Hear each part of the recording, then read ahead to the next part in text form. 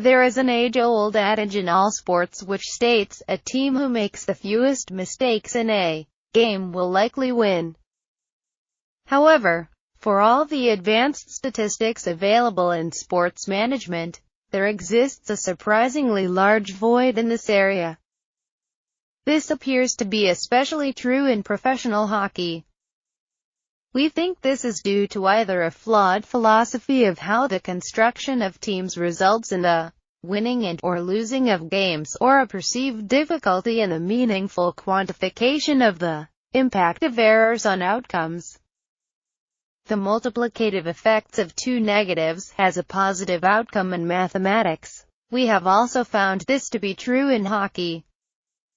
As a result, we devised two metrics. We have termed the first one the Bracton score, Bracton, and the second the advanced Bracton score.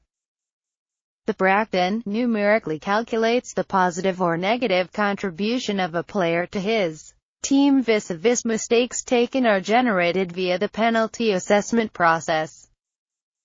The Bracton can also be used when aggregating the ability of an entire team to generate more mistakes from its opponent than it commits. In formulating the Bracton, we used the following assumptions about hockey in general to deduce a numerical conclusion. If the only differentiator in a game pitting world-class athletes against one another is the combination of skill, intelligence, and the desire to win, can these intangibles be measured? We believe that through an analysis of the process of taking and drawing penalties, we can partially arbiter these intangibles. How? We assume that players are most often only desperate enough to gain some extra rule advantage when opposing players are either working for the puck, or demonstrating superior skill, or making intelligent decisions on or off the puck. Conversely, the players that consistently take minor penalties are the ones who are either slower, or being outplayed, or out of position, consistently playing outside the system of the coaching staff, or worse yet, playing injured. These situations only arise due to an asymmetry of skill, intelligence, desire, injury, or a combination of all four. When a team either takes or draws a penalty, the difference between goals produced and goals allowed is far higher in both directions. Therefore, players who possess a positive Bracton allow for an additive contribution to the success or failure of a team. Players that generate penalties, even if they are normally not on the power play unit, maximize ice time for the assumedly most skilled star players who are on the power play unit. Conversely, and most significantly, players who take more penalties than they draw maximize ice time for opposing premier players. This is because 5 times 4/60 minutes is much higher than 5 times 5/60 minutes, and of course saves goals by not taking penalties 4 times 5/60 minutes. The gap, in the aggregate, for a team over the course of a season is somewhat correlated and predictive to rank in the overall standings. We are working on uncovering whether players that tend to possess high Bracton scores also remain on NHL rosters for longer than those that do not. We recognize that this seems obvious. However, if that were so apparent, we ask why has not a metric such as the Bracton been either advanced, widely reported, or become a mainstay in hockey for decades, not just in the dawning era of Moneyball in hockey. While the Bracton is a powerful metric, if not somewhat a priori, we understand that it only provides a springboard to its more highly correlated predictive brethren, the advanced Bracton (AB) score. In this statistic, we have culled various data points related to retrospectively positive or negative outcomes within the play of hockey games, aggregated for a season, in this case 2014-2015. We have added these to the Bracton score to uncover an even more meaningful quantification of whether a hockey player impacts his team positively or negatively. Unlike the Bracton, these results are in no way obvious, even though for seasoned hockey enthusiasts and managements they may be intuitive. For example, for someone to say, "I knew Pavel Datsyuk was a good player, but I didn't really know how good relative to the rest of the league." The app successfully measures ostensible intangibles that appear to relate to what we term unscored goals at the margin, UGM.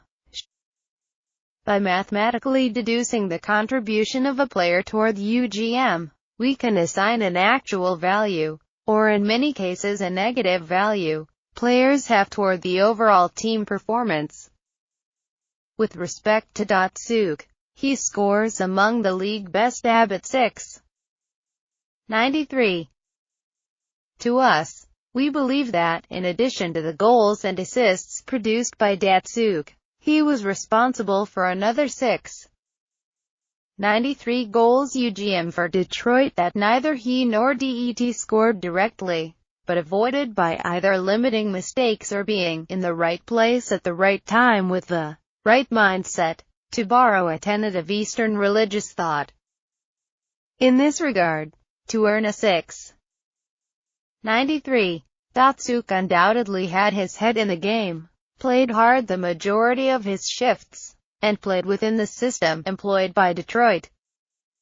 As such, he is what the sports community terms a character player. A character player is not only someone who plays with heart, guts, pugnacity and truculence, to borrow another hockey idiom, but if he is someone who provides UGM, he is actually worth paying to play hockey. In contrast to success stories like Datsyuk, we were quite surprised at just how many players in the NHL not only produce negative UGM but should not even be playing in the NHL at all. By virtue of their presence, negative advanced Bracton players take away UGM and actually cost goals, wins, points in the standings and above all, strike the salary cap with detrimental returns on investment. Without naming names, yet, we found there to be about 170 athletes who should not be professional hockey players and about 50 who are perceived as stars, or paid as such, but actually do not help their respective teams win games. This is the value of the advanced Bracton score. It is plain that there are some teams in the NHL that use a metric similar to the AB in constructing their teams. Chicago, the New York Rangers, the New York Islanders, Tampa Bay and possibly Minnesota and Washington are the most notable examples. Of the teams in the middle of the pack, we noted that even if they had several high UGM players, their success was muted if they had several in the lowest quintile, e.g. Detroit, Ottawa, Anaheim, Boston and LA. Finally, the worst teams in the league are literally loaded with negative UGM advanced Bracton players with few or no players to counteract them at the top, i.e. Toronto, Buffalo, Phoenix, New Jersey, San Jose and Philadelphia. How could general managements in these cities have so many guys with such low abs? Do they not value character, or have they not known how to measure it until now? From a general management philosophical standpoint, we believe that teams who have adopted will adopt the advanced Bracton method of team construction will enjoy more playoff success and longevity than teams who do not, as demonstrated in the 2014-2015 season. We will be writing a plethora of articles based on the data we have compiled. Given the high correlation between the advanced Bracton and winning hockey games, the off-season moves can be analyzed within this framework to determine which teams have or will improve for 2015-2016.